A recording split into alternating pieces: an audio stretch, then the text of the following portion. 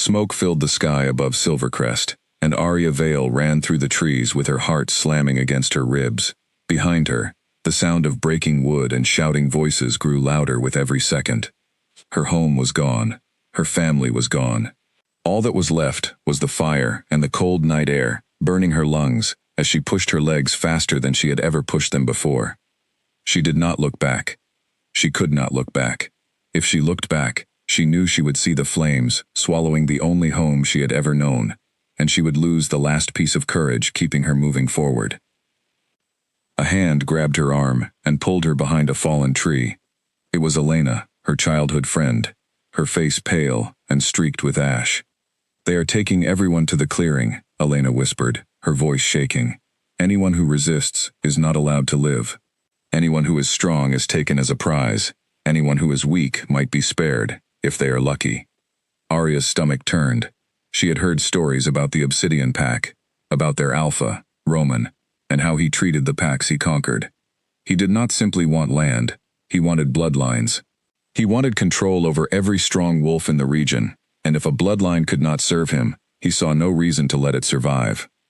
"We have to move," Arya said. "Staying here will get us caught." But it was already too late. A large gray wolf stepped out from the shadows ahead of them, blocking their path. Behind him, 3 more wolves emerged, circling them slowly, cutting off every direction they might run. Elena froze. Arya's mind raced. There was no fighting their way out of this. There was no running fast enough. The only thing left was to think faster than the wolves in front of them. "On your knees," one of the warriors barked. "Now." Arya dropped to her knees immediately, pulling Elena down with her. She kept her eyes low, her body still, every instinct in her screaming to run, but she forced herself to stay calm. Panic would get her killed. She needed a plan, and she needed one before they reached the clearing. The warriors marched them through the burning village, past homes that used to hold laughter and warmth, past neighbors she had known her whole life, who now lay silent on the ground. Arya kept her eyes forward. She could not let herself break. Not yet. In the clearing, dozens of survivors from Silvercrest knelt in rows, guarded by obsidian warriors. Arya scanned the crowd, searching for a face that might comfort her, but she found none. Her parents were gone. Her pack leaders were gone. She was completely alone. A tall woman with sharp eyes walked along the rows, inspecting each prisoner like livestock at a market. This was Vesna, Roman's second in command, known across the northern territories for her cruelty and her sharp instincts. She stopped in front of a young woman 2 rows ahead of Arya and sniffed the air near her. "This one carries pups," Vesna announced. "Take her to the breeding house." The young woman screamed and fought, but 2 warriors dragged her away without hesitation. Arya's blood ran cold. She understood now, with perfect clarity, what awaited any woman found to be fertile. It was not freedom. It was not even survival in any real sense. It was a different kind of prison, one designed to strip away every choice a person had left. Arya thought of her mother's final words to her, spoken only hours before the attack began, when the scouts had first spotted obsidian warriors moving toward their border. Her mother had pulled her into the herb room, pressed a small vial into her palm, and whispered urgently, "If they come for us and we fall, you must hide what you are. You must hide what you carry inside you, no matter what. Promise me, Arya. Promise me, you will never let them know the truth." At the time, Arya had not understood. She was not carrying anything unusual, not that she knew of, but her mother's eyes had been so full of fear and so full of certainty that Arya had promised without question. Now, kneeling in the ashes of her home, she finally understood what her mother meant, even if she did not yet understand why. The vial was small and cool in her pocket, filled with a bitter tincture made from wolfsbane root and 3 other herbs Arya did not recognize.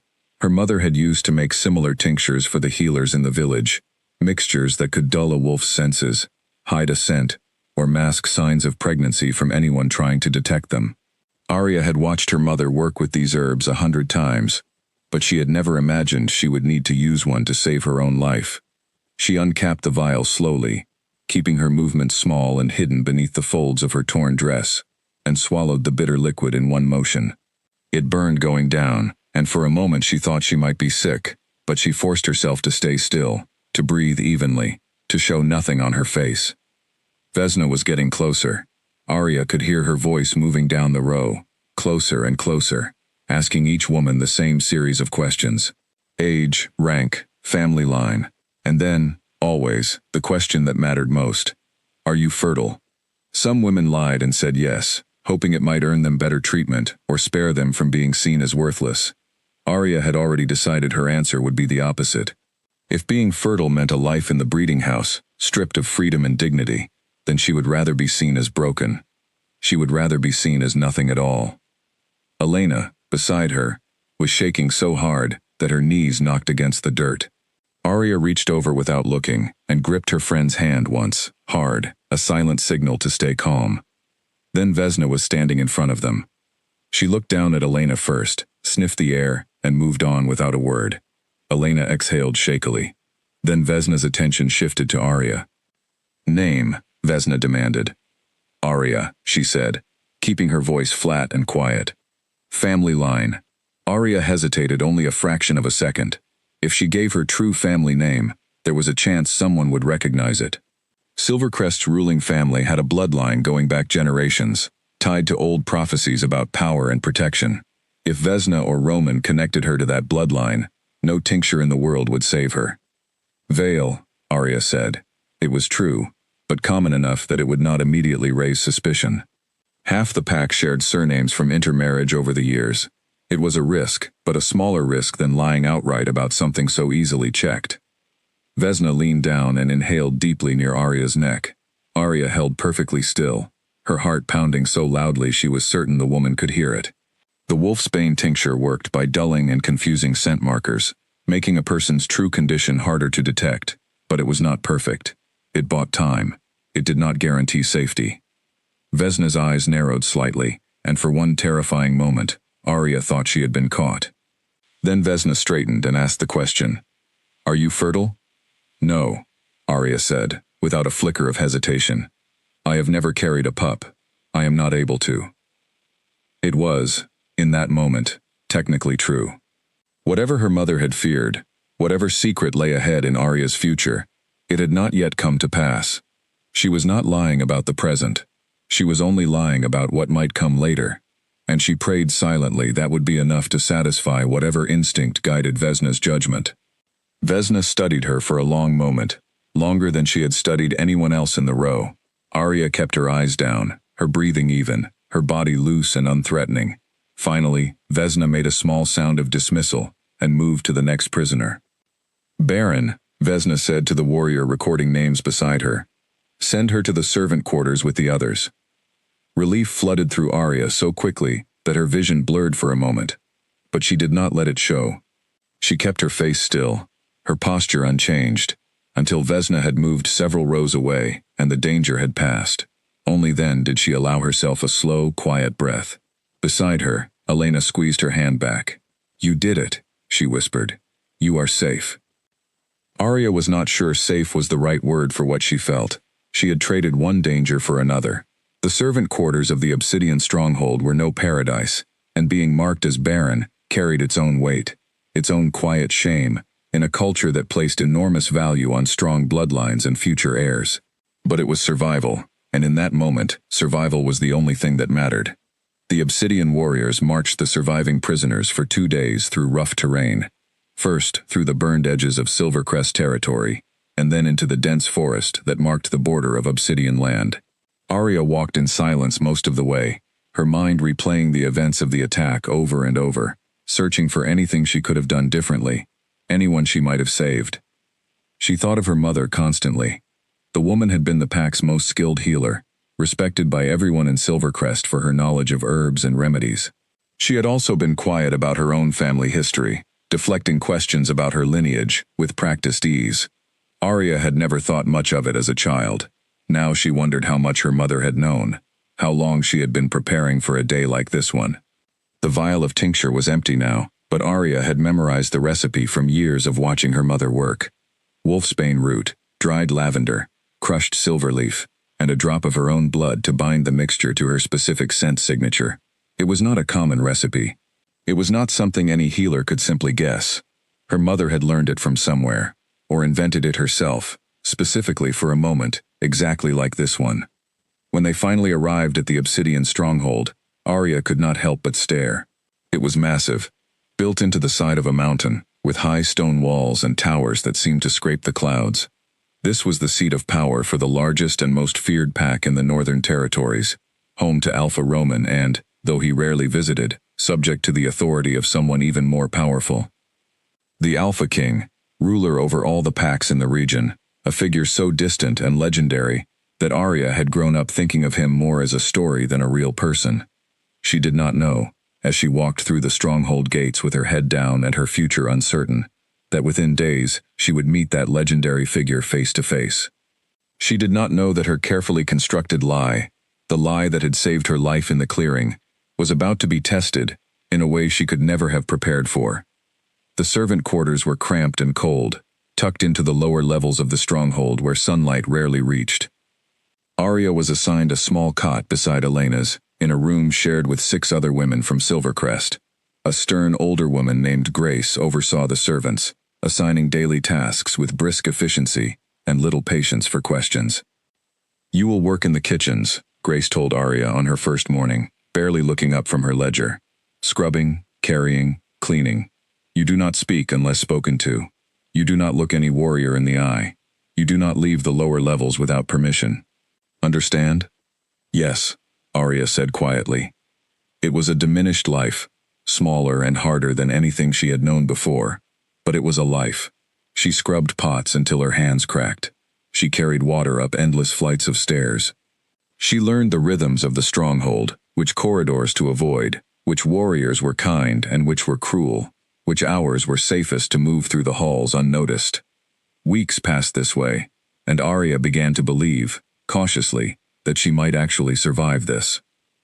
She kept her head down. She did her work well. She stayed invisible, exactly as she had planned. The wolfsbane tincture had worked, her lie had held, and no one questioned her status as a barren, worthless captive from a fallen pack. Then, one evening, the entire stronghold shifted into chaos.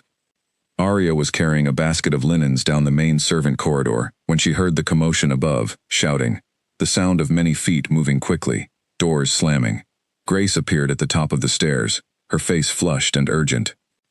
"Everyone, drop what you are doing," Grace called out. "The Alpha King has arrived. He is here, in this stronghold, tonight. Every servant is needed in the Great Hall within the hour. Move." Arya's blood went cold. The Alpha King, the most powerful wolf in the entire region, a man whose senses were said to be sharper than any other alive, whose power could force lesser wolves to their knees without him even trying. If Vesna's inspection had been a risk, standing anywhere near the Alpha King felt like an entirely different level of danger. She had no choice. She dropped the linens where she stood and hurried toward the great hall with the other servants, her heart pounding with a fear she had not felt since the night Silvercrest burned. Whatever was about to happen, she would need every ounce of the composure that had saved her life once already. She did not yet know his name. She did not yet know that in mere hours she would stand close enough to him to feel the heat radiating from his skin, close enough to smell a scent that would somehow feel like coming home, despite never having met him before. She only knew, as she rushed through the corridors of the stronghold with her stomach twisted into knots, that something enormous was about to change, and there was no tincture strong enough to hide from what was coming. The great hall of the obsidian stronghold blazed with candlelight when Arya arrived, breathless, carrying a tray of wine goblets that Grace had shoved into her hands at the last second. Long tables filled the room, crowded with warriors, advisors, and pack officials, all of them straightening in their seats and lowering their voices as a hush fell over the room. Arya pressed herself against the wall near the kitchen entrance, trying to make herself as small and unnoticeable as possible. She had been ordered to help serve wine, and she intended to do exactly that and nothing more, moving quickly and quietly among the tables without drawing a single glance. Then the doors at the far end of the hall opened, and every wolf in the room rose to their feet. He entered like a force of nature, tall and broad-shouldered, dressed in black that seemed to absorb the candlelight rather than reflect it. His dark hair was cut short, his jaw sharp, and his eyes swept the room with an intensity that made Arya's skin prickle even from a distance. This was Kael Draven, the Alpha King, ruler of every pack in the Northern Territories, and the moment he stepped into the hall, The air itself seemed to change. Alpha Roman rushed forward to greet him, all false warmth and nervous energy. "My king, this is an honor. We did not expect your visit." "I imagine you did not," Cale said, his voice low and even, carrying easily across the silent hall. "I received disturbing reports about the fall of Silvercrest. Reports of unlawful slaughter beyond what any conquest requires. I came to see the truth of it myself." Roman's smile faltered for only a moment before he recovered it.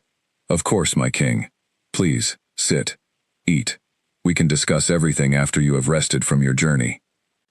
Cale did not immediately respond. Instead, his eyes moved slowly across the room, scanning the servants lined up against the walls, the warriors seated at their tables, the nervous energy radiating from Roman beside him. Arya kept her gaze fixed on the floor, gripping her tray so tightly her knuckles turned white. "Wine," Roman said sharply, gesturing toward the servants. "Bring wine for our king." Arya's stomach dropped. She was the closest servant to the head table, and there was no way to avoid this without drawing suspicious attention. She forced her legs to move, carrying the tray forward with careful, measured steps, keeping her eyes down, as she had been trained to do around every warrior in this stronghold. She reached the head table, and began pouring wine into Cale's goblet, her hands trembling slightly, despite her best effort to stay calm. She could feel his presence beside her like heat radiating from a fire, overwhelming and impossible to ignore, even without looking at him directly. Then he went very still. Arya felt it before she understood it, a sudden shift in the air around them, a stillness that fell over Cale like a held breath. She glanced up, just for a moment, just long enough to see his eyes fixed on her with an expression she could not name, something between shock and recognition and hunger, all at once, as if he had been searching for something his entire life, and had just, impossibly, found it in a servant girl pouring his wine.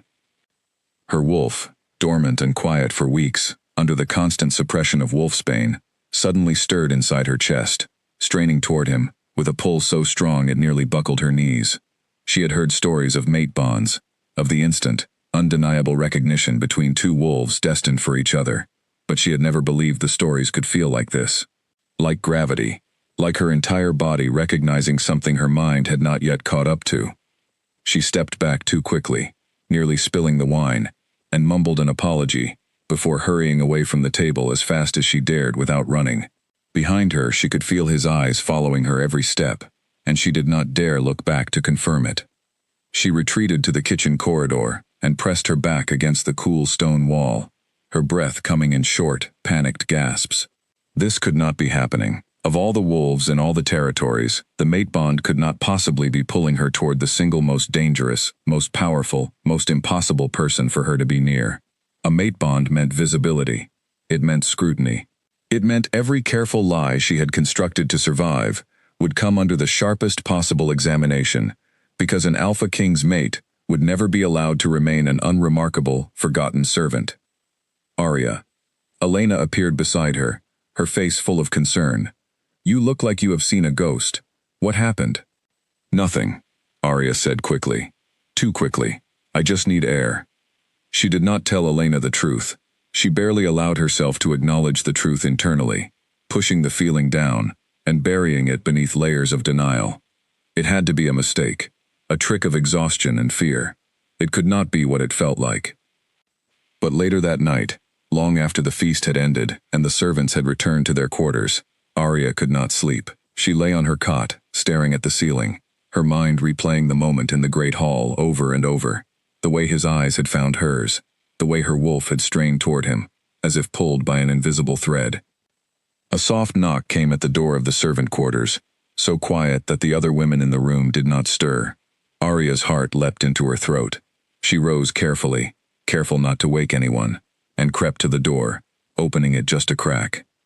Cale stood in the corridor outside, alone, his tall frame filling the narrow hallway.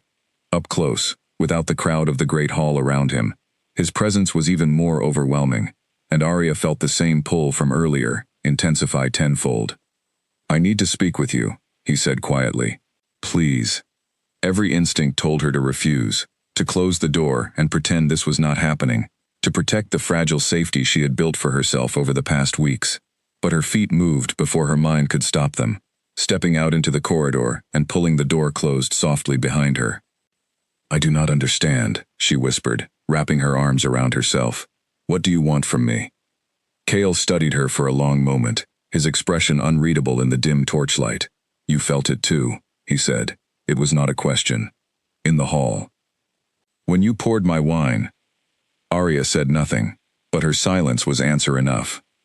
"I have lived for over a century," Cale continued, his voice rough with something that sounded almost like disbelief. "I stopped believing I would ever find my mate. And then a servant girl in Roman stronghold looks at me for half a second, and everything I thought I understood about my own life changes in an instant."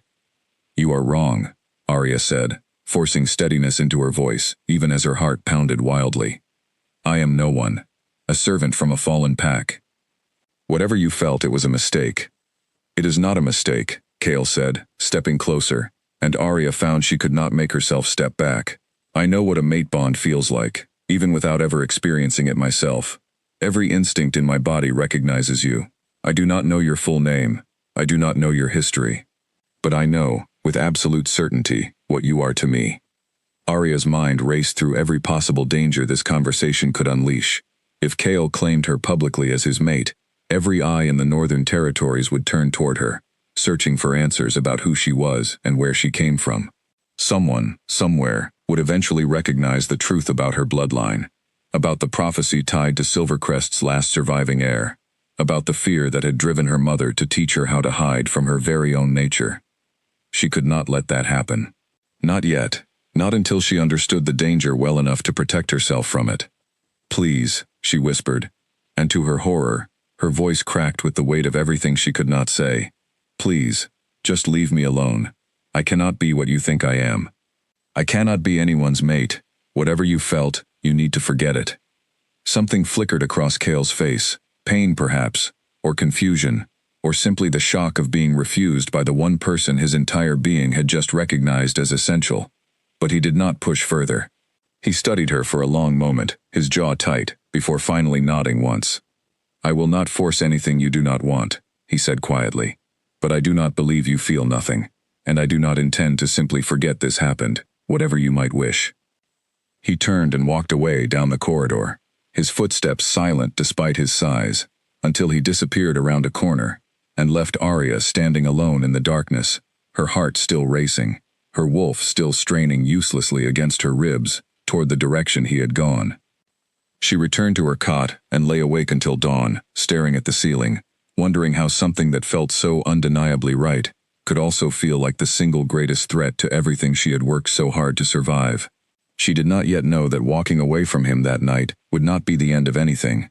It would only be the beginning of a truth neither of them could outrun forever. 3 days passed, and Arya told herself, over and over, that the danger had passed. Cale had not sought her out again. He remained in the stronghold, locked in long meetings with Roman about the investigation into Silvercrest's destruction, and Arya kept herself buried in kitchen work, scrubbing and carrying and cleaning, until her body ached with exhaustion each night. Exhaustion was good. Exhaustion left no room for thinking about dark eyes in a candlelit hall, or a voice that had called her essential. But on the 4th night, everything changed again. Arya had been sent to deliver a stack of clean linens to the guest wing, a task Grace usually reserved for more senior servants, but half the household staff had come down with a stomach illness, and every available hand was needed. Arya did not question the assignment. She simply gathered the linens and made her way through unfamiliar corridors, following Grace's hurried directions toward the guest chambers. She did not expect the guest chambers to belong to Cale. She realized her mistake only after she had already knocked and the door had opened, revealing him standing there in simple clothes, his usual formal attire discarded for something more casual, his dark hair slightly damp as if he had recently bathed. For a moment, neither of them spoke. Arya felt the pull between them rise instantly, stronger than she remembered, impossible to ignore, even as every rational thought screamed at her to turn and leave immediately. "I brought linens," she managed finally, holding out the stack in her arms like a shield. "I did not realize this was your chamber. I can bring them elsewhere." "No," Cale said quickly, then seemed to catch himself, softening his tone. "Please, come in. I would like to talk, if you are willing." Every instinct told her to refuse.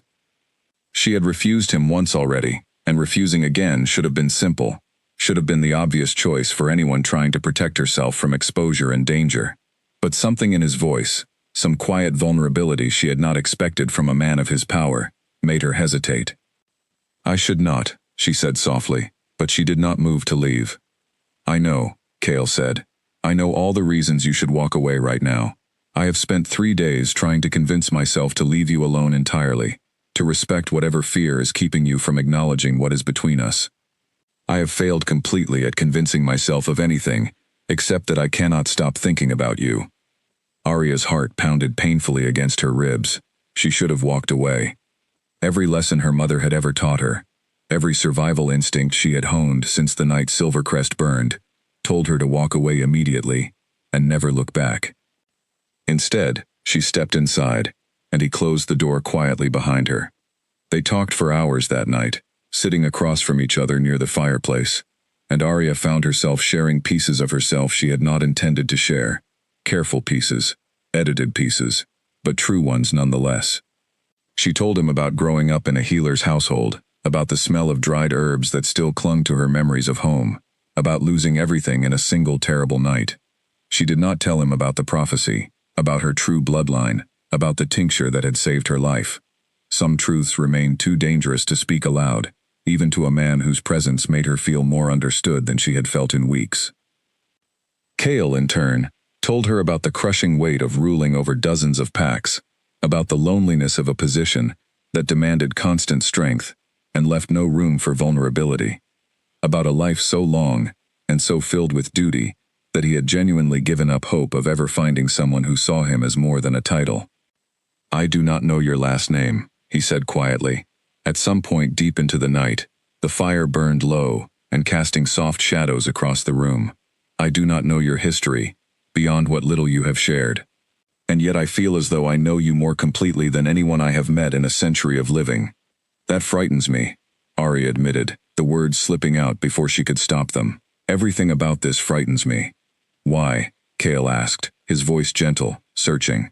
"Tell me what frightens you, and I will do everything in my power to remove that fear." But she could not tell him.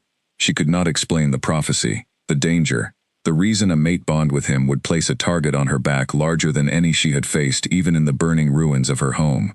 So instead of answering with words, she answered with something else entirely, closing the distance between them and letting her wolf, exhausted from weeks of suppression and denial, finally guide her toward the one thing it had been straining toward since the moment she first saw him.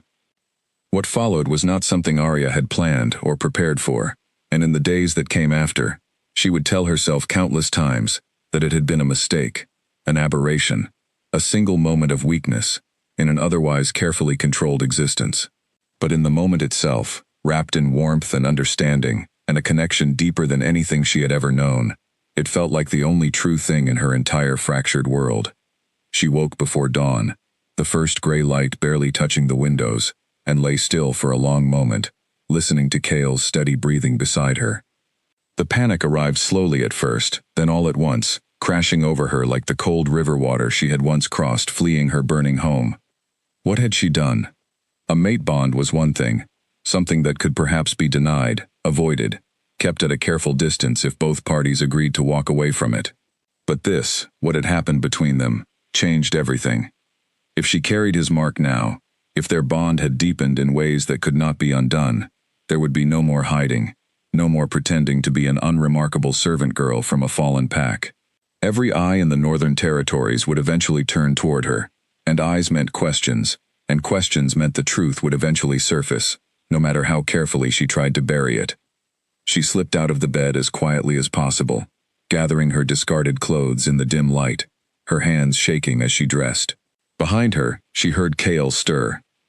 "Arya." His voice was soft, still heavy with sleep, but immediately alert to her sudden movement. "Where are you going?" "I have to leave," she said, not turning to face him, afraid that if she looked at him now, she would lose whatever fragile resolve she was clinging to. "This cannot happen again. This cannot have happened at all." She heard him rise from the bed behind her, "Arya, look at me."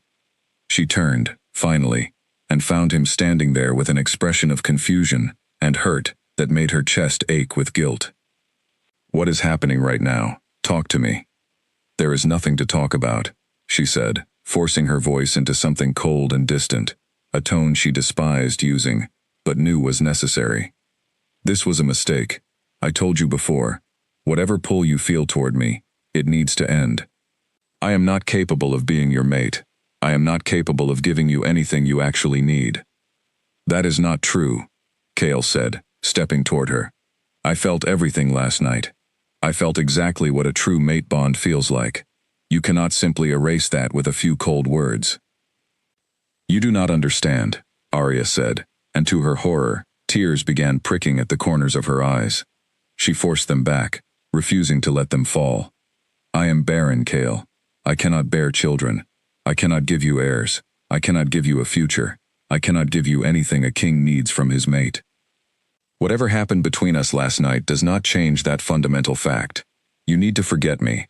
You need to find someone who can actually give you what your position requires." The lie tasted like poison in her mouth, worse now than it had felt kneeling in the ashes of Silvercrest before Vesna's inspection. That lie had saved her life. This lie was actively destroying something that felt, despite every danger it represented, more precious than she had words to describe. Kale's expression hardened slightly, hurt transforming into something more guarded. "If that is truly how you feel," he said quietly, "then I will not force you to stay. But I do not believe for a single moment that what happened between us was a mistake, and I do not believe barrenness is the reason you are pushing me away." "Believe whatever you wish," Arya said, gathering the last of her composure and moving toward the door. "I need you to leave me alone, please." She left before he could respond further, hurrying through the corridors back toward the servant quarters, with tears finally streaming freely down her face, once she was certain no one could see her. She let herself cry silently in a dark stairwell, mourning something she had never truly allowed herself to have, grieving a connection she had severed with her own hands, in order to protect a secret that felt, in that raw and painful moment, almost not worth protecting at all. But she reminded herself, over and over, walking back to her small cot in the servant quarters, of exactly why she had done it: the prophecy, the bloodline, the danger that would follow her and anyone connected to her for as long as certain forces in the Northern Territories remained hungry for power over Silvercrest's legacy. Kale was the Alpha King, claiming her publicly, acknowledging a mate bond with a hidden Silvercrest heir, would not simply endanger her. It would create political chaos across every pack in the region, chaos that could easily result in her death, and the deaths of anyone connected to her. She had done the right thing. She told herself this with every step, every breath, every silent tear she allowed herself in the darkness of the stairwell. She did not yet know that within 2 months, a new complication would arrive that no amount of careful lying or cold rejection could possibly erase. 6 weeks after that night, Arya collapsed while carrying a bucket of water up the servant stairwell. She had been feeling unwell for days, dizziness that came and went without warning, a sensitivity to smells that had never bothered her before, an exhaustion that no amount of sleep seemed to fix. She had blamed it on stress, on the emotional weight of everything that had happened, on the grief she still carried for her lost home and family. She had not allowed herself to consider any other explanation, because the other explanation was too frightening to face directly. When she woke on the stairwell floor, surrounded by concerned servants and a spreading puddle of spilled water, Elena was kneeling beside her, gripping her hand tightly. "Arya, can you hear me? Arya?" "I am fine," Arya mumbled, though the world still spun sickeningly around her. "I just need a moment." Elena helped her to her feet, and together they made their way, slowly and carefully, to the small chamber where Barren, the stronghold's elderly healer, tended to sick and injured servants. Barren had once served in Silvercrest herself, decades ago, before marrying into an obsidian family and settling permanently within their territory. She was one of the few people in the entire stronghold who had ever shown Arya genuine kindness, and Arya trusted her more than almost anyone else in this unfamiliar place. Barren examined her carefully, checking her pulse, pressing gently on her stomach, asking a series of quiet questions about her symptoms. Arya answered honestly, still not allowing herself to consider what the pattern of symptoms might mean. Then Barren went very still, her weathered hand resting flat against Arya's abdomen, her expression shifting from professional concern into something far more alarmed. "Elena," Barren said quietly, without looking up, "please wait outside for a moment." Elena hesitated, glancing between the two of them, but eventually stepped out and closed the door behind her, leaving Arya alone with the old healer. "What is it?" Arya asked, fear creeping into her voice. "What is wrong with me?" Barren was silent for a long moment, her weathered face unreadable, as she pressed her hand more firmly against Arya's stomach, her eyes closing briefly, as if listening for something only she could sense. "Nothing is wrong with you," Barren finally said, "but you are carrying, and from what I can sense, you are carrying more than one." The words hit Arya like a physical blow. She stared at Barren, unable to speak, her mind refusing to fully process what she had just heard. "Twins," Barren clarified quietly, when Arya failed to respond. "I have delivered enough litters over the decades to recognize the signs, even this early.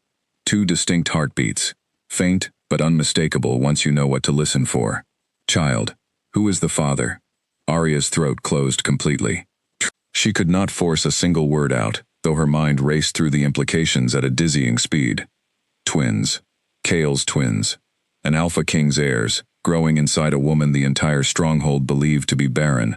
A woman whose true bloodline carried a prophecy that Roman would consider a threat significant enough to kill for. "I need you to tell me," Barren pressed gently, her voice softening with concern rather than judgment. "Whatever you are afraid of, I promise you, I am not here to expose you. I served Silvercrest once myself, long before you were born. I recognize the weight of dangerous secrets. I recognize the fear in your eyes right now." Something in Barren's tone, some genuine warmth beneath the careful professionalism, broke through Arya's paralysis. She began to speak, haltingly at first, the words tumbling out faster and faster, as the dam finally broke. She told Barren everything. The tincture, the lie about being Barren, the mate bond with Chaol, the single night that had changed everything. The fear of what Roman would do if he discovered an Alpha King's heirs existed within his own stronghold, tied to a bloodline he had personally destroyed. Barren listened without interrupting, her expression growing more grave with every revealed detail. When Arya finally finished, exhausted and trembling, Barren reached out and took her hand firmly. "You are Silvercrest's last heir," Barren said quietly, not a question but a statement of understanding. "I suspected something about your bloodline when you first arrived, something in the way you carry yourself, but I did not want to press. Now I understand why your mother taught you to hide." "What do I do?" Arya asked, her voice small and desperate. "I cannot let anyone find out. If Roman learns what I am carrying, he will kill me before the pups ever draw breath.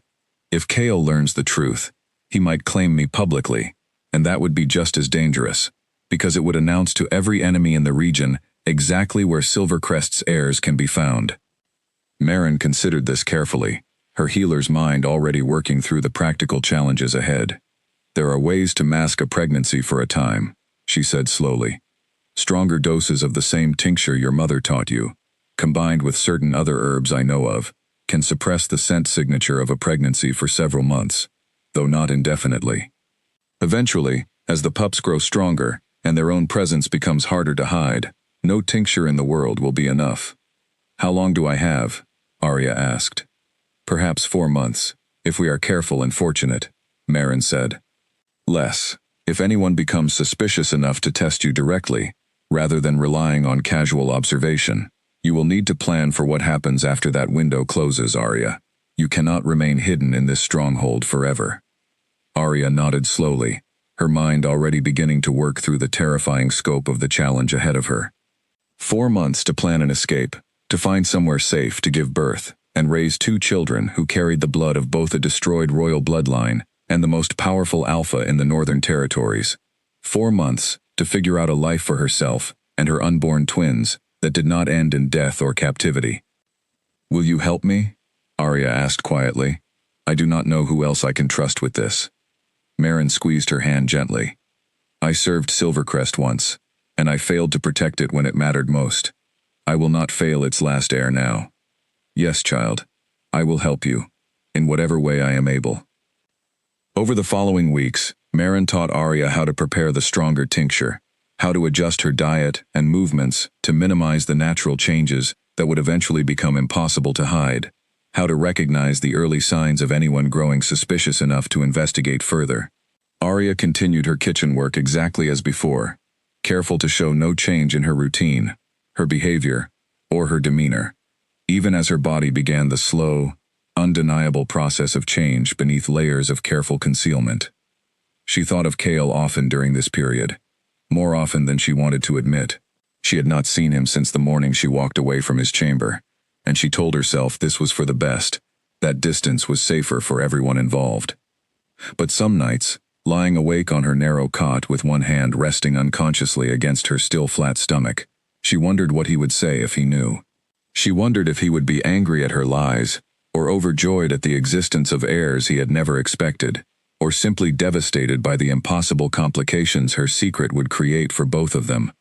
She did not have long to wonder, because unbeknownst to Arya, working quietly in the kitchens and planning her careful escape with Merrin's help, Alpha Roman had grown increasingly paranoid in the weeks since Kale's visit, worried about the ongoing investigation into Silvercrest's destruction, and desperate to root out any lingering threats to his authority before the Alpha King returned to pass judgment.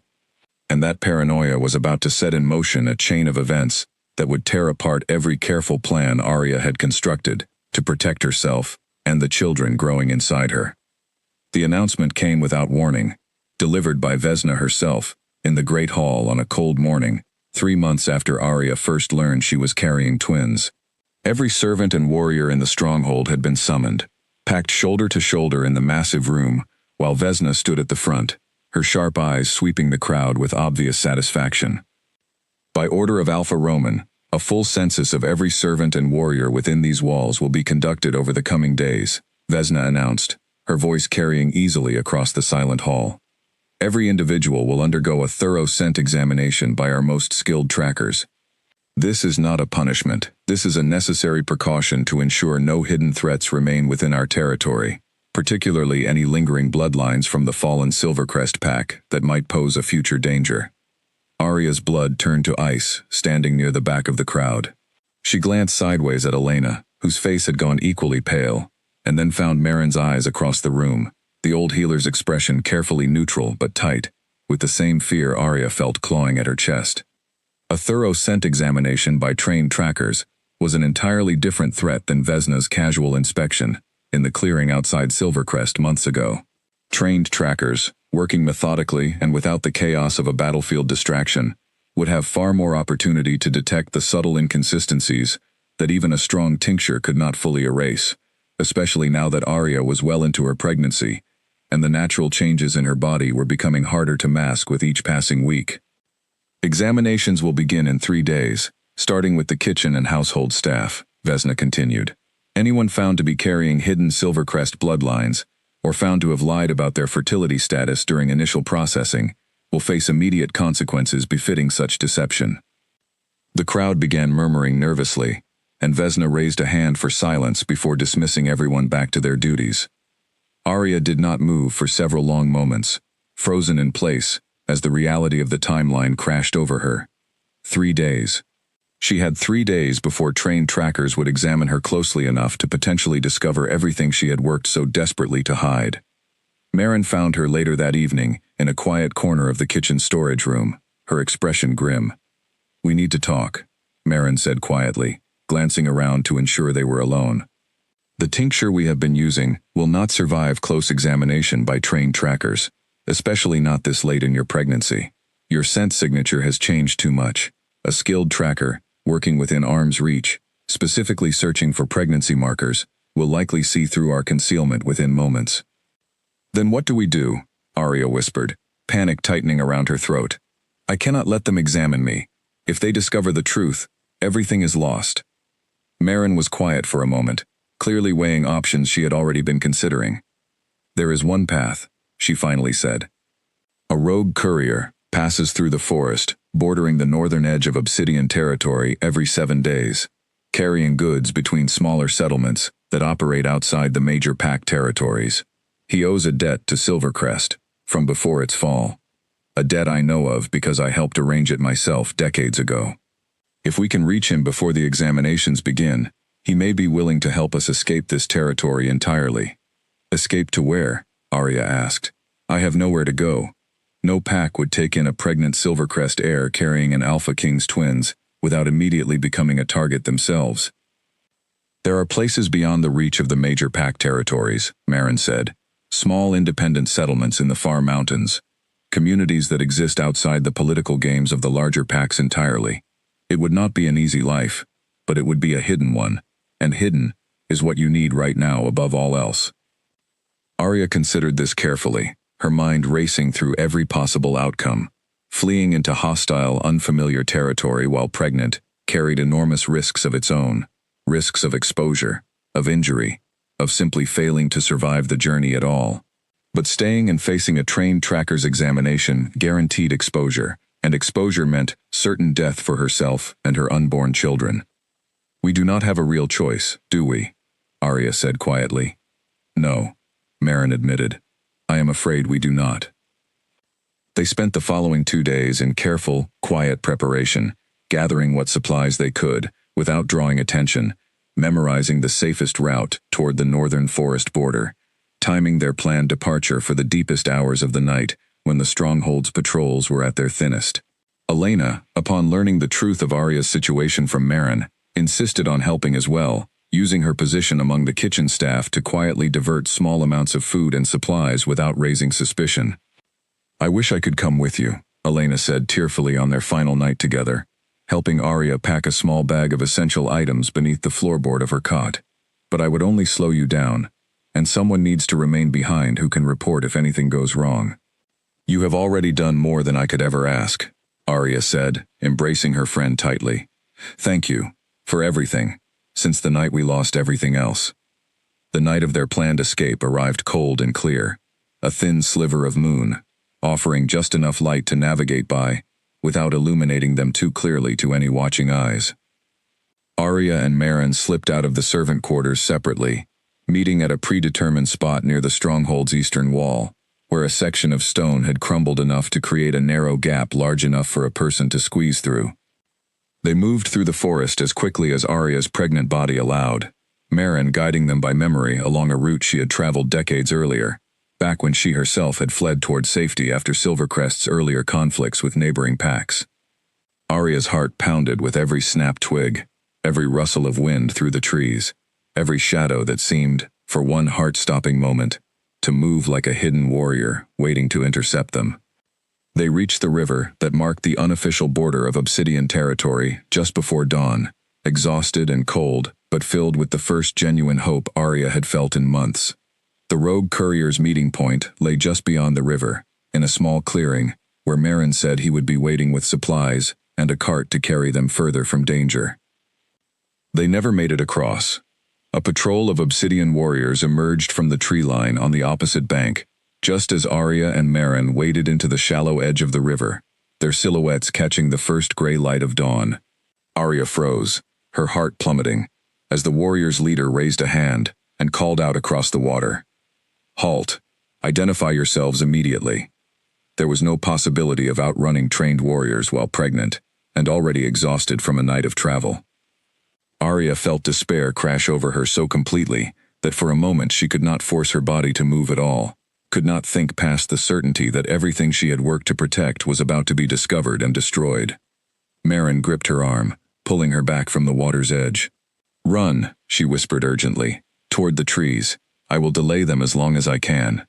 "I will not leave you," Arya said fiercely, even as her mind screamed at the impossibility of the situation. But there was no time for further argument. The warriors were already crossing the river, moving with the swift confidence of wolves in their element, and within moments they had surrounded both women completely, cutting off every possible route of escape. 2 servants, out past the border wall in the middle of the night, the patrol leader said, his eyes narrowing with suspicion as he studied them both. "That is a serious violation. Explain yourselves, or face immediate consequences."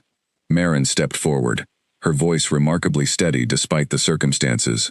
"I was gathering medicinal herbs that only grow near the riverbank at dawn," she said. "This girl assisted me, nothing more." There is no conspiracy here, only an old healer's need for specific ingredients. The patrol leader did not look entirely convinced, but before he could press further, another warrior stepped forward, sniffing the air near Arya. "Something is wrong with her scent," the warrior said slowly. "It is masked somehow, layered beneath something artificial. This is not a simple herb gathering excursion." Arya's heart hammered violently against her ribs, as the patrol leader's expression shifted from mild suspicion into genuine alarm. He stepped closer, studying her more intently, and Arya forced herself to remain still, to breathe evenly, though every instinct screamed at her to run, despite the impossibility of escape. "Bind them both," the patrol leader ordered finally. "We are taking them directly to Alpha Roman. If there is deception here, he will want to uncover it himself." Warriors moved forward with rope, binding Arya's and Merrin's wrists with rough efficiency, before marching them back across the river and through the forest, retracing in mere minutes the distance it had taken hours to cross under cover of darkness.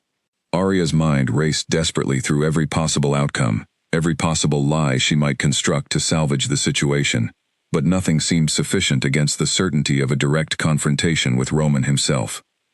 They reached the stronghold just as the morning sun crested fully over the mountains, and Arya was marched through corridors she had once cleaned and scrubbed as an anonymous servant, now paraded as a captured suspect toward the great hall, where Roman waited to render judgment.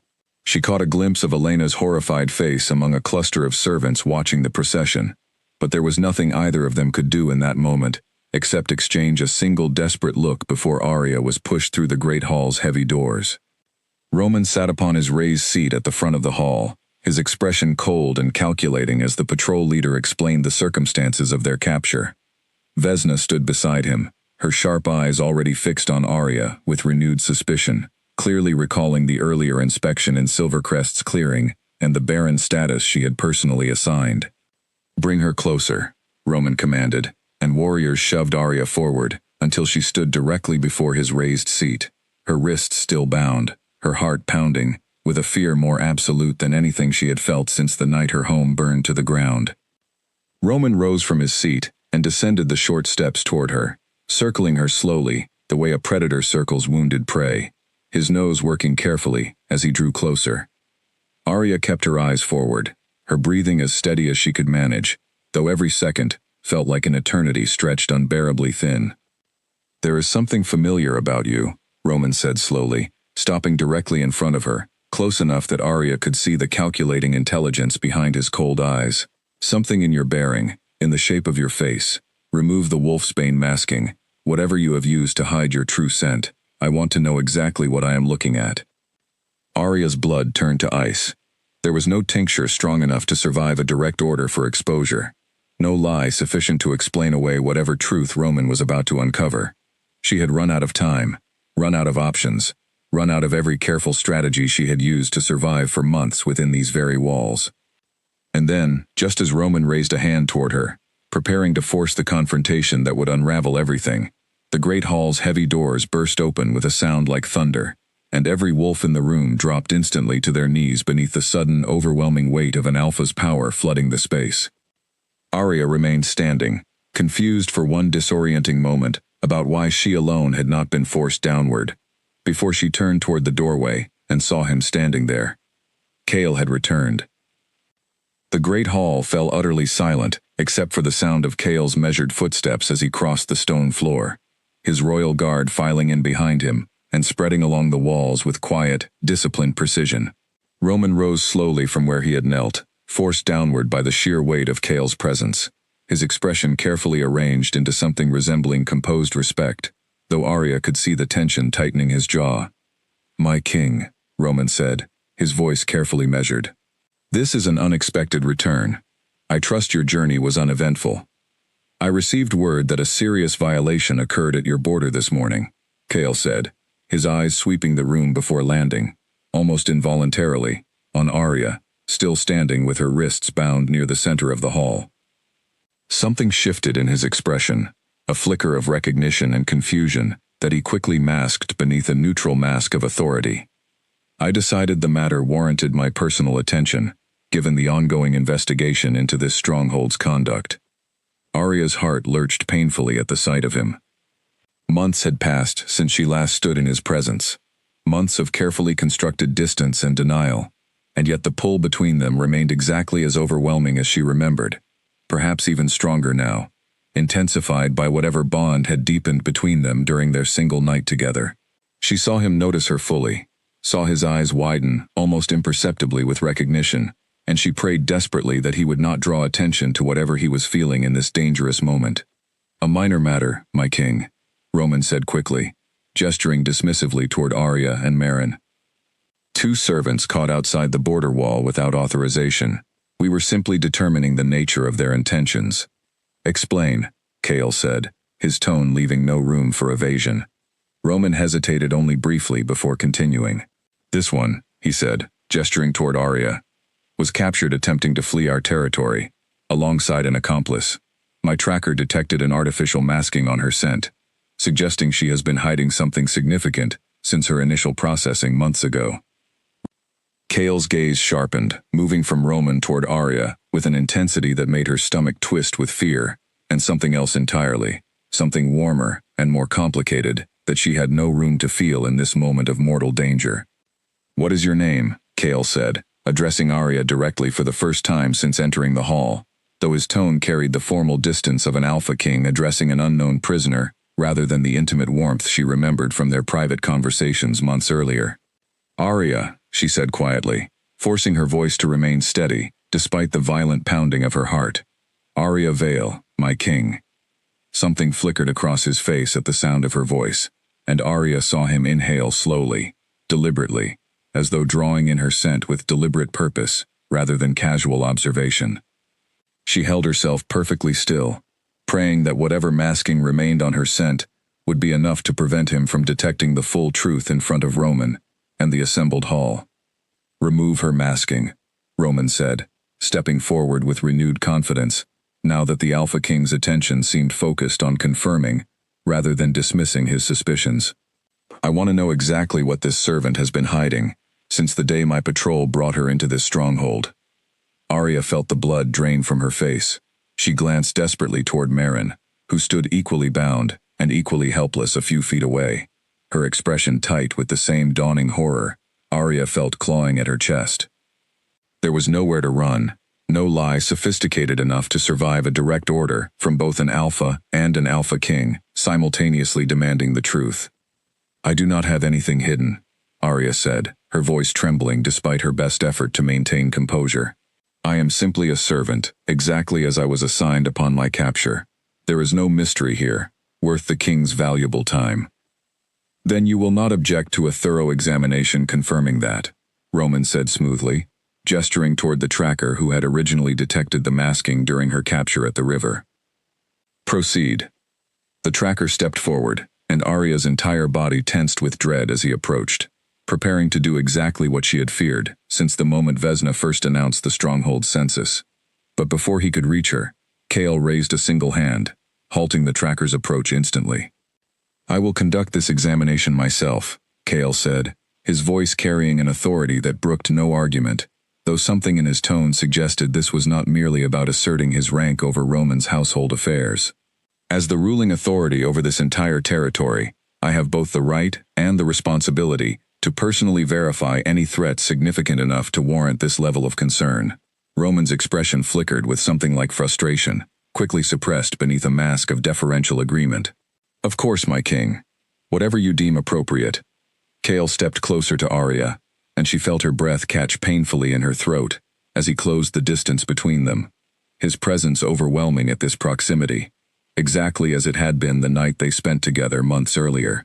She could see the internal conflict warring behind his eyes, recognition fighting against confusion, longing tangled with the formal duty of his position in front of a watching hall. "Look at me," Chaol said quietly, so quietly that only she could hear the words clearly.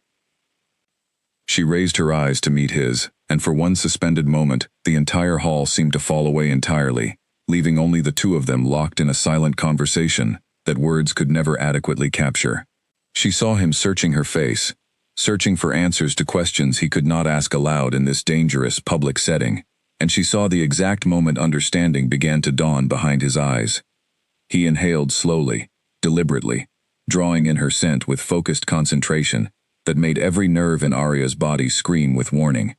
She knew, with sudden and complete certainty, that whatever masking remained on her scent after months of pregnancy and the physical exertion of their failed escape attempt, it would not be enough to hide the truth from an Alpha King's heightened senses at this close a distance. His eyes widened, just slightly, and Arya watched something shift behind them, shock transforming rapidly into a dawning, overwhelming realization that seemed to shake him to his very core.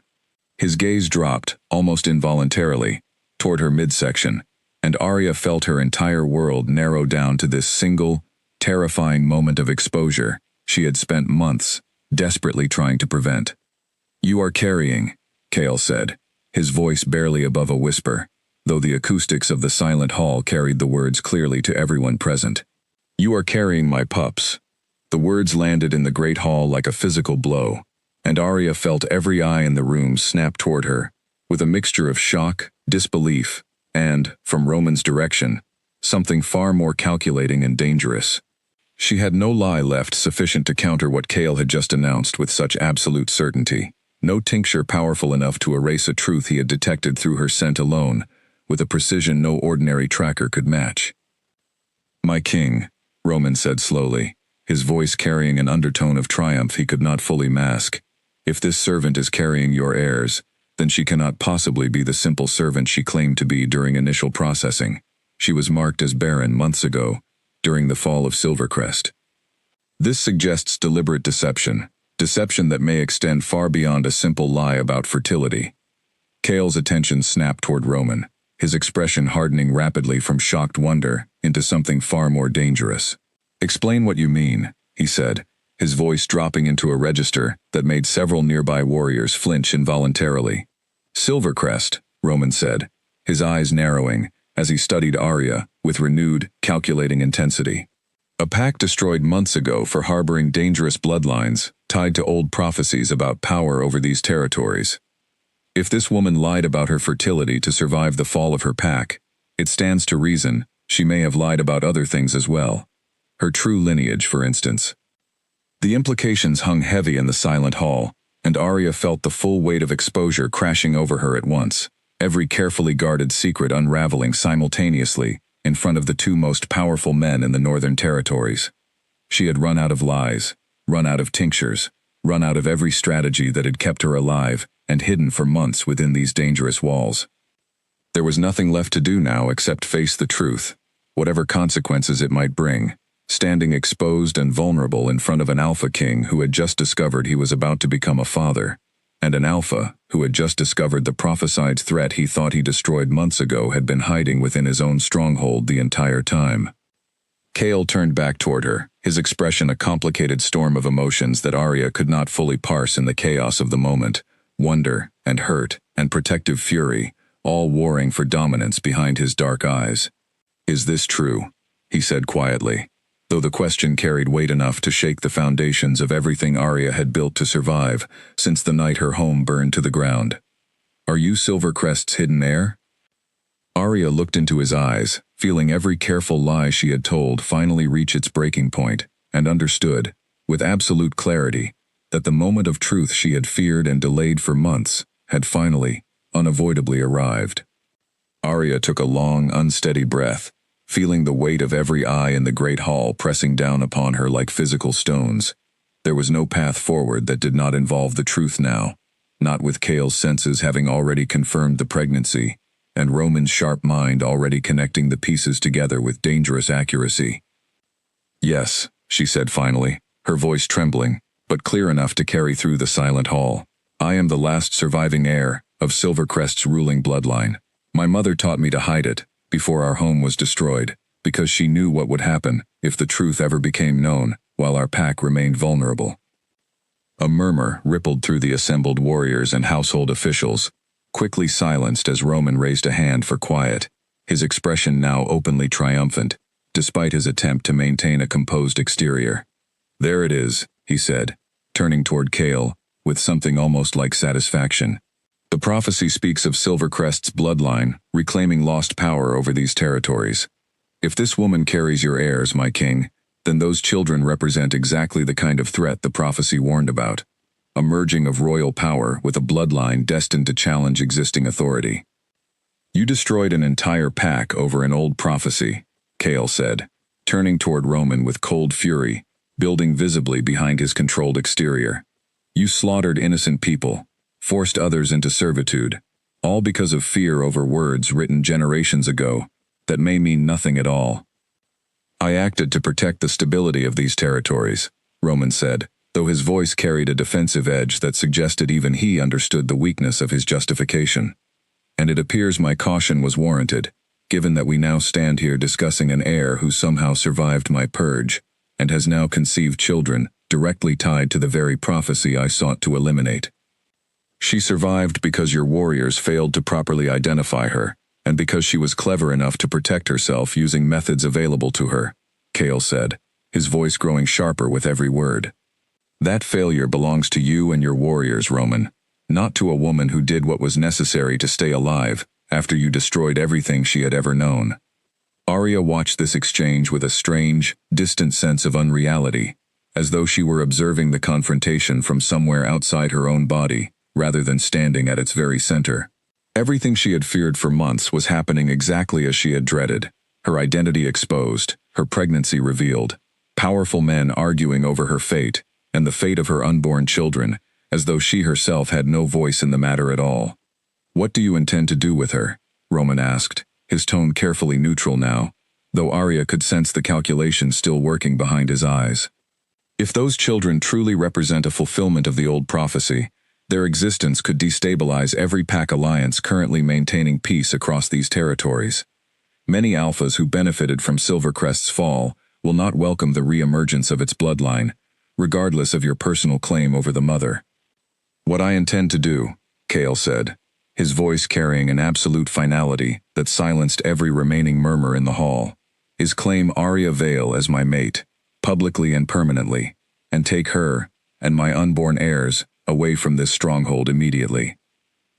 Any further questions about political stability can be addressed through proper diplomatic channels, not through threats made in a public hall against a woman who has done nothing except survive circumstances forced upon her by others.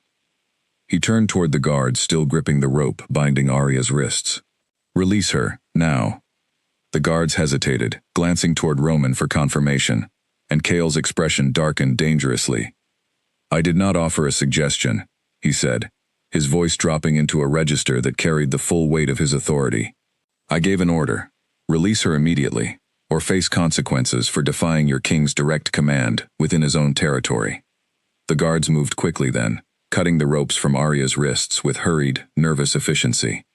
Arya rubbed her freed wrists, feeling the blood rush painfully back into her hands, and looked up to find Kale already moving toward her, his expression softening slightly despite the tension still radiating from his powerful frame. Are you injured? He asked quietly, his eyes scanning her carefully, lingering briefly on her midsection, with an expression of protective concern that made Arya's chest tighten with complicated emotion. Did they harm you, or the children, in any way during your capture? I am unharmed, Arya said quietly, though her voice still trembled with the aftermath of adrenaline and fear. Meryn protected me as much as she could. Kale's gaze shifted toward Meryn, still bound a few feet away, and he nodded once toward his guards. Release the healer as well. She will accompany us. As the guards moved to free Meryn, Roman stepped forward again, his composed mask slipping slightly to reveal the frustration simmering beneath. My king, I understand your personal stake in this matter, but you cannot simply ignore the political ramifications of allowing Silvercrest's bloodline to survive and multiply. Other alphas will see this as a direct threat to the current balance of power. Other alphas will see exactly what I choose to show them, Kale said coldly, turning back toward Roman with an expression that left no room for further argument. And you, Roman, will face a full tribunal regarding the unlawful destruction of Silvercrest, the treatment of its surviving people, and your handling of this entire situation from the moment my investigators first arrived at your border. I suggest you spend your remaining time before that tribunal, considering your defense very carefully, rather than continuing to press arguments that only further demonstrate your dangerous obsession with eliminating perceived threats through excessive and unlawful force.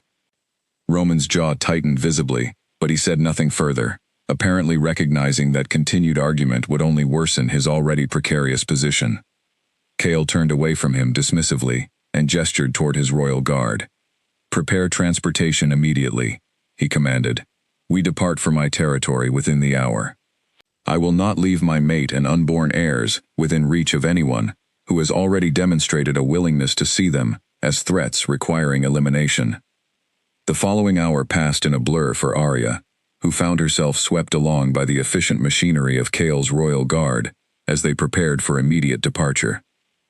Elena appeared briefly amid the chaos, embracing Arya tightly and whispering fierce well-wishes before being gently but firmly separated by the departure preparations. Arya promised to send word once she was settled somewhere safe, though the promise felt fragile against the enormous uncertainty of everything that lay ahead.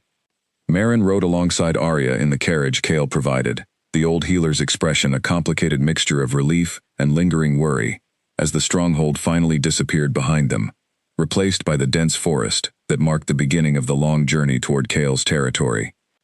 "You did not have to come with me," Arya said quietly, watching the trees blur past the carriage window.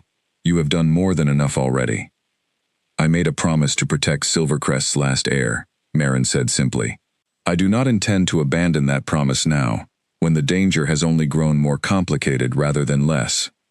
Cale rode alongside the carriage for much of the journey, occasionally glancing through the window with an expression Arya could not fully interpret, somewhere between wonder and hurt and careful restraint. They had not yet had a private conversation since the chaos of the Great Hall, and Arya found herself dreading the eventual moment when they would finally need to address everything left unspoken between them. The lies she had told, the reasons behind them, the complicated tangle of fear and connection that had led them to this impossible situation in the first place. That conversation came on their second night of travel, when the group made camp in a secluded clearing, well within the borders of territory loyal to Cale rather than Roman. After the evening meal, when most of the guards had retired to their tents and Barren had discreetly excused herself, Cale approached the small fire, where Arya sat alone, wrapped in a warm cloak against the evening chill. "May I sit?" he asked quietly, and Arya nodded, watching him settle onto a fallen log across from her, the firelight casting flickering shadows across his sharp features. They sat in silence for a long moment, the weight of everything unspoken hanging heavy between them, before Cale finally spoke. "I need to understand everything," he said quietly, "not to judge you, though I will admit, I am still processing the shock of everything revealed today, but because I cannot protect you and our children properly, without knowing the full truth of what we are facing." Arya took a deep breath, feeling something loosen slightly in her chest, at the genuine care evident beneath his careful words. "I will tell you everything," she said quietly. "I owe you that much, at least, after everything I have hidden from you."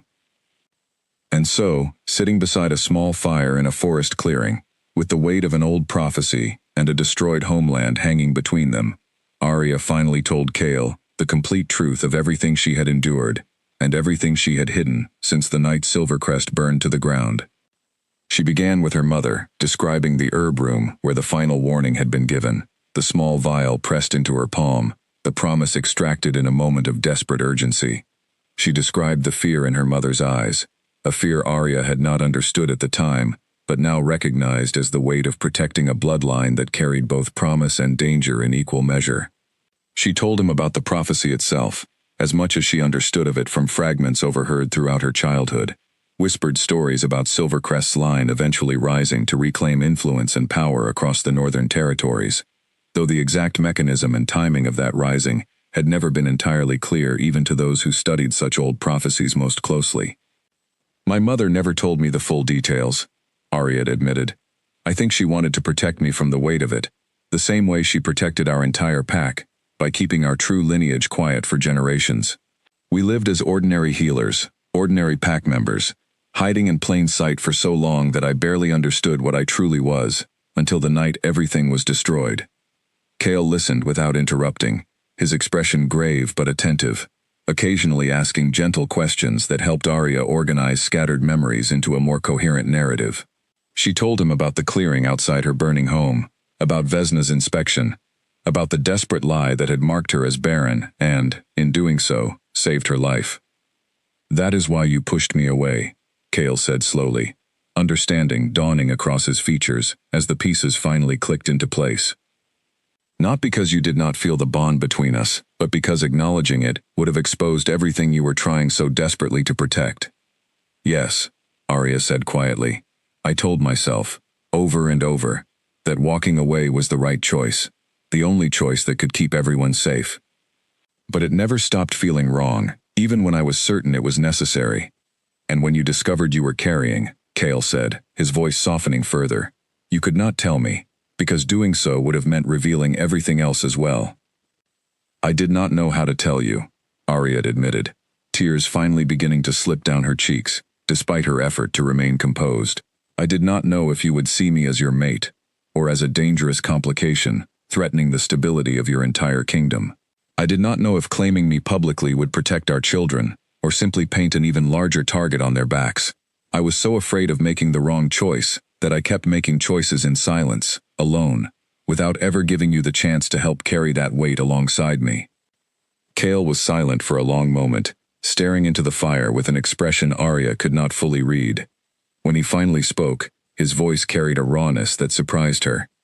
"I understand your fear," he said slowly. "I even understand the logic behind your choices, given everything you had already survived. But it hurts, Arya, to think that you carried all of this alone, that you believed I would react with anything other than complete commitment to protecting you and our children, regardless of the political complications involved." "I am sorry," Arya whispered. "I truly am. I did not mean to hurt you. I was simply trying to survive, and survival has required me to trust almost no one for a very long time." "I know," Cale said, reaching across the small distance between them to gently take her hand. "And I do not blame you for the choices you made, under circumstances I can barely imagine enduring myself. But going forward, Arya, I need you to trust me, not because trust comes easily after everything you have endured, but because our children deserve two parents working together, openly, rather than one parent carrying every burden in isolated secrecy." Arya nodded, feeling something shift and settle within her chest, a fragile but genuine hope beginning to take root despite the enormous uncertainty still surrounding their future. "I will try," she said quietly.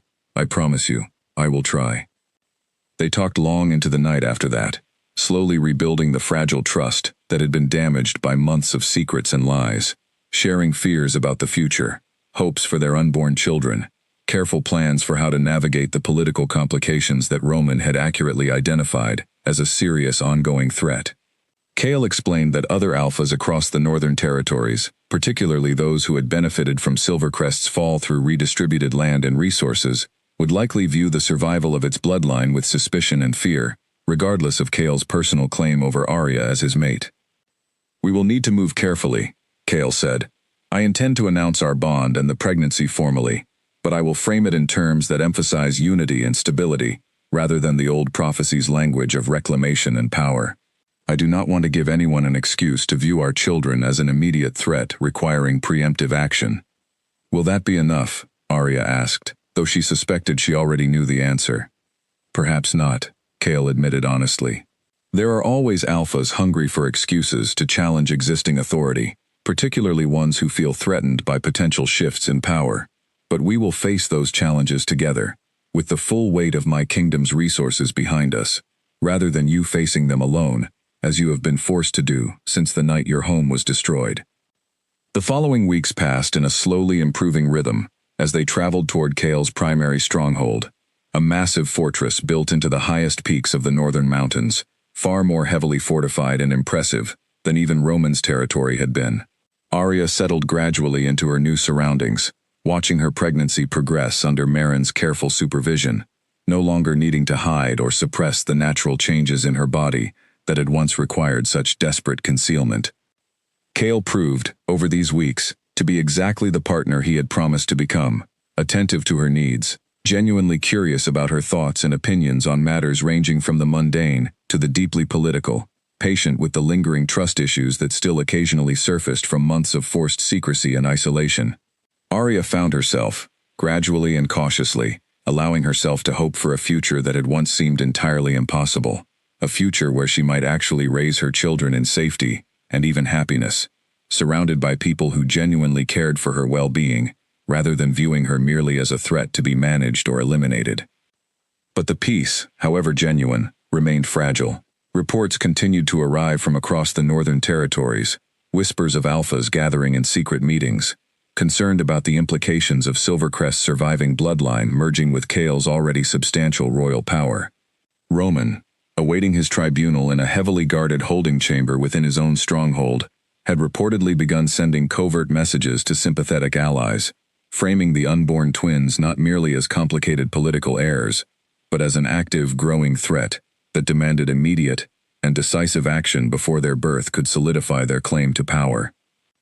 Arya felt the weight of these gathering tensions, even as she tried to focus on the more immediate, personal joys of her advancing pregnancy, the first flutter of movement she felt beneath her ribs one quiet evening, the gentle way Kael's large hand would rest against her rounding stomach, as though trying to memorize the shape of the children he had not yet met.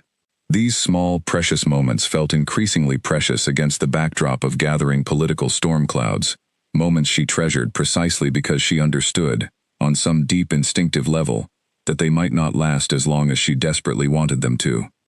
She was 7 months into her pregnancy, settled into a comfortable rhythm within Kael's stronghold, when the first serious warning arrived that the fragile peace they had built together was about to be tested in the most dangerous way imaginable.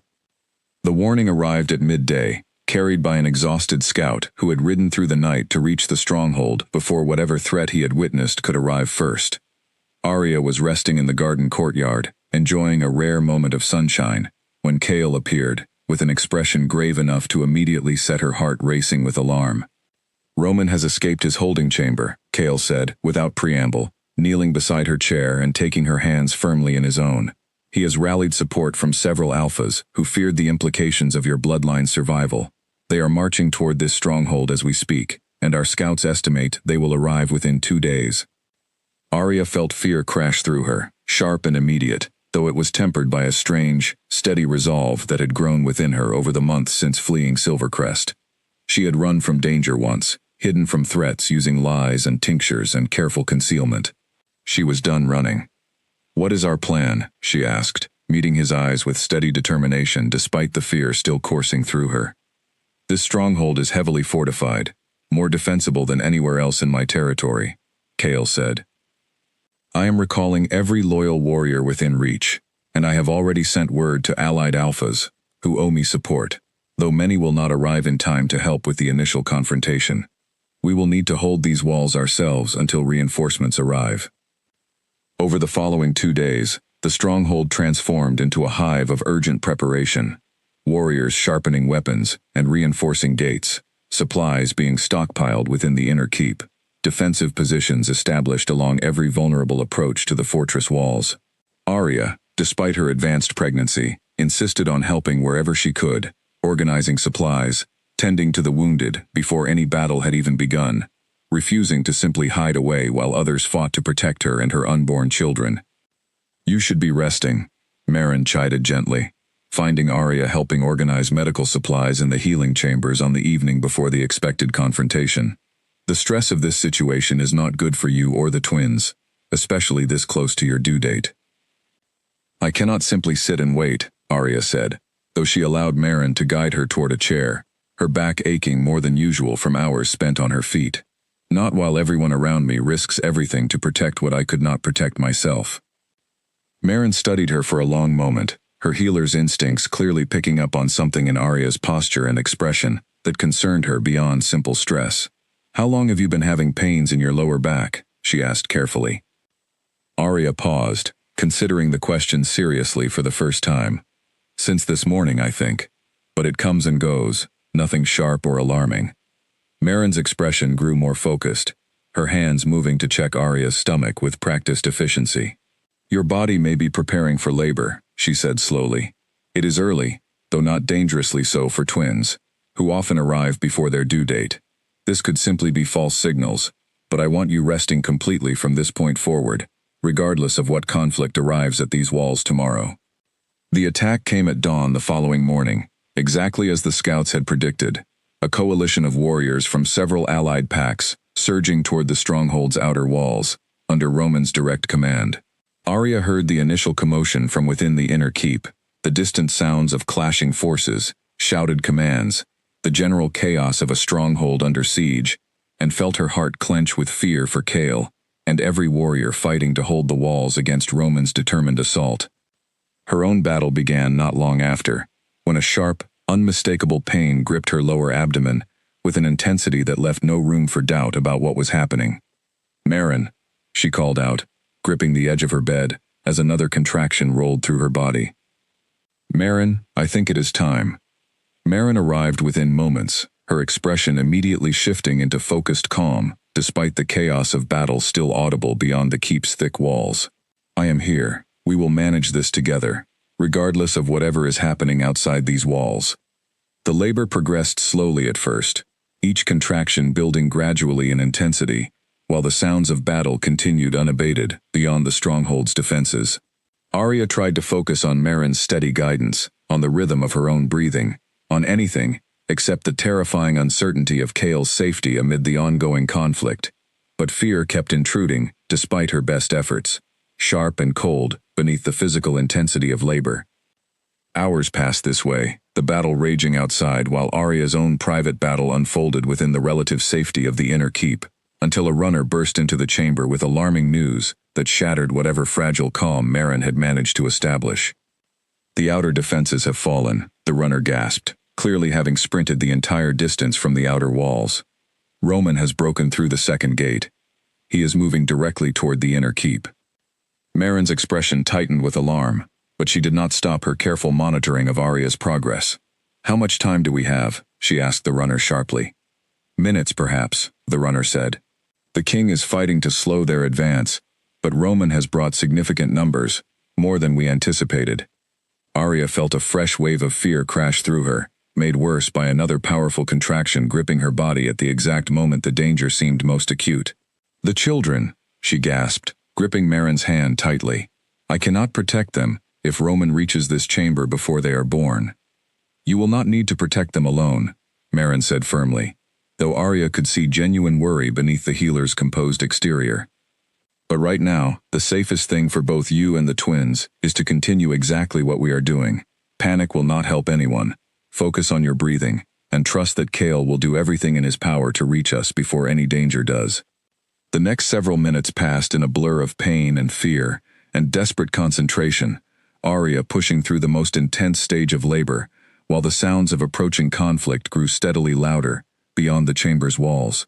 She heard shouting in the corridor outside, the clash of weapons, and for one terrifying moment, believed that Roman's forces had already breached the inner keep entirely. Then the chamber door burst open, and Arya's heart seized with fear before she recognized the figure standing in the doorway, breathing hard, his clothing marked by the aftermath of fierce fighting, but his eyes immediately finding hers with fierce, desperate relief. "Kael," she gasped, tears of relief mixing with the exhaustion of active labor. He crossed the room in seconds, kneeling beside her bed and gripping her hand tightly. "I am here," he said, his voice rough with emotion and exertion. "I will not leave your side again. Whatever comes through that door will need to go through me first." "Roman is close," Arya managed between contractions. "The runner said he broke through the outer defenses." "He did," Kael confirmed grimly. "But my reinforcements have arrived, and we are pushing his forces back toward the outer walls. He will not reach this chamber, Arya. I promise you that." Even as he spoke, however, sounds of renewed conflict erupted just outside the chamber door, and within moments, the door was forced open again, this time revealing Roman himself, breathing hard, his expression twisted with the desperate fury of a man who understood his final chance at victory was slipping rapidly through his fingers. "It ends here," Roman said, his eyes fixed on Arya, with an intensity that made her blood run cold despite the protective presence of Kael, standing immediately between them. "I will not allow that prophecy to take root while I still draw breath." Kael rose to his full height, positioning himself completely between Roman and the bed where Arya labored, his expression carrying a lethal calm that seemed to make Roman hesitate, despite his stated determination.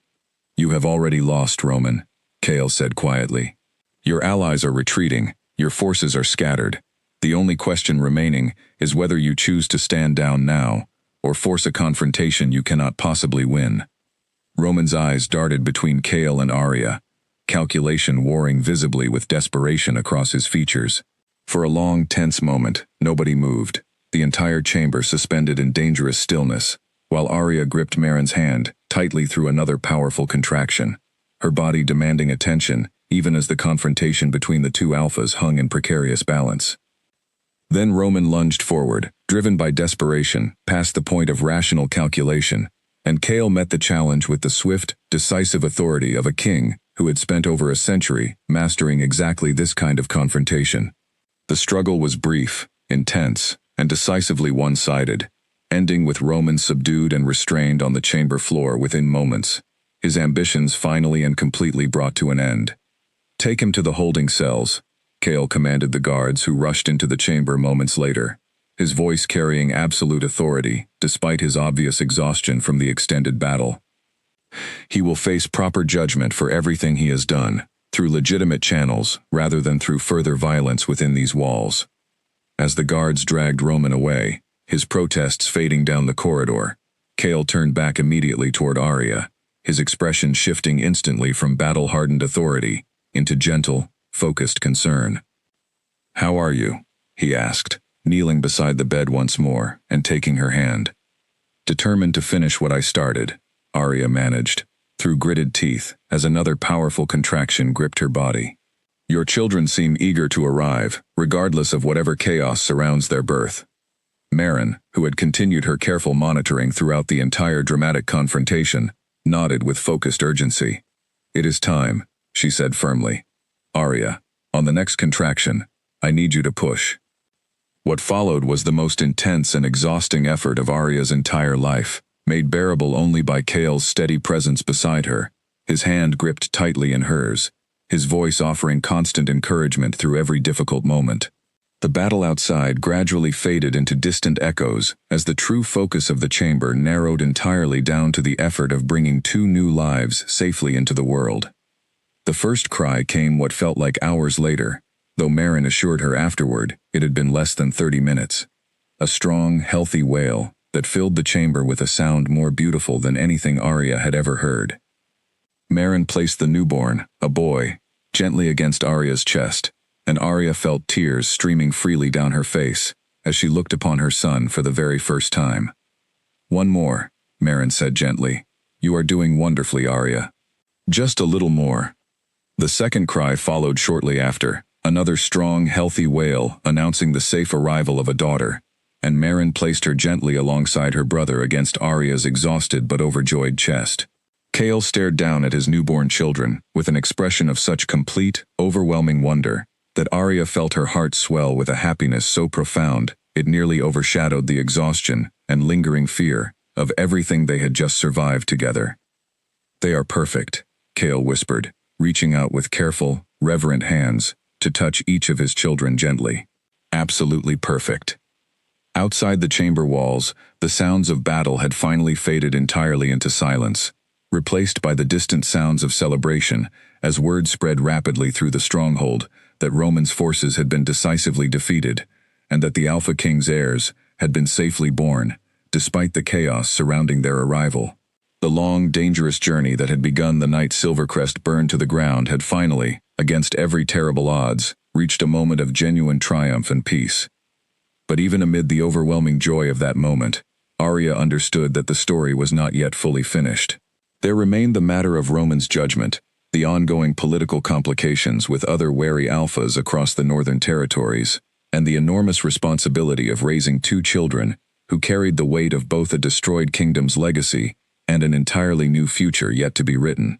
For now, though, exhausted and overjoyed, and finally, completely safe within the protective circle of Kale's arms, Arya allowed herself simply to rest in the profound relief of having survived and having won.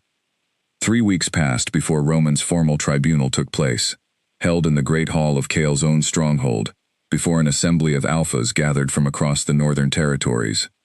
Arya attended, her twins safely cared for by Elena, who had traveled from Roman's former territory to join Arya's household once the danger had passed, alongside Meryn, whose steady presence continued to bring comfort through every remaining uncertainty.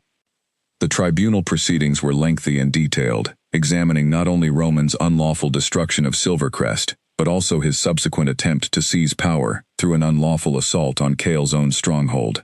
The assembled alphas, many of whom had initially harbored quiet sympathy toward Roman's concerns about the old prophecy, found themselves increasingly unable to defend his escalating pattern of unlawful violence once the full scope of his actions became clear, through careful testimony and evidence. "The prophecy that so concerned you," Chaol said during his own testimony, addressing the assembled alphas directly, "speaks of Silvercrest's bloodline rising to bring balance and stability to these territories, not destruction or conquest. I have read the original text myself, consulted with scholars who study such prophecies professionally, and found nothing suggesting that Silvercrest's survival represents an inherent threat to anyone who does not choose to make it one through their own unlawful actions." The final judgment stripped Roman of his position as Alpha, exiling him permanently from the northern territories, with strict conditions preventing any future claim to power or influence within the region. It was a resolution that satisfied most of the assembled alphas, who recognized that continued conflict over an old, ambiguous prophecy served no one's genuine interests, particularly once Chaol made clear his intention to rule with fairness and stability, rather than allowing old fears to dictate ongoing policy. In the months that followed, peace gradually settled across the northern territories, as word spread of the tribunal's fair judgment and the genuine devotion Chaol showed toward his mate and children. Silvercrest's former territory, still bearing scars from its destruction, was formally restored under Arya's authority, held carefully in trust for her children, until they came of age to decide their own relationship with the ancestral homeland that had shaped so much of their mother's difficult journey. Arya threw herself into the slow work of rebuilding, traveling periodically to Silvercrest with Chaol and the twins to oversee reconstruction efforts, reconnecting with scattered survivors who gradually returned once word spread that their territory had been restored and their safety guaranteed under the Alpha King's direct protection. Elena took on an important role in these efforts, helping coordinate the practical details of rebuilding, while Arya focused on the broader vision of what Silvercrest might become under new, hopeful circumstances.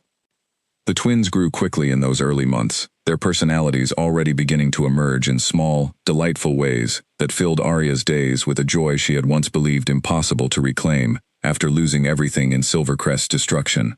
Her son, whom they named Aldrich after Arya's own father, showed an early fascination with the world around him, constantly reaching toward new sights and sounds with an eager curiosity that reminded Arya powerfully of her own mother's inquisitive spirit.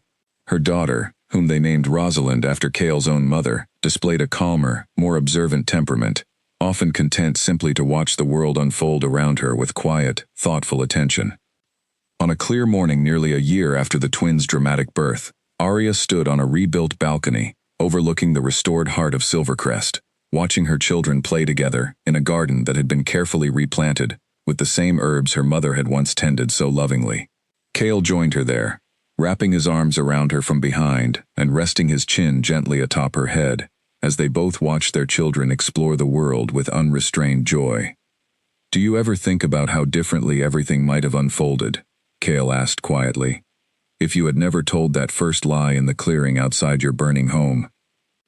Arya considered the question seriously, watching Aldrich attempt, with determined concentration, to catch a butterfly that continued eluding his small, grasping hands, while Rosalind observed the entire effort with patient amusement.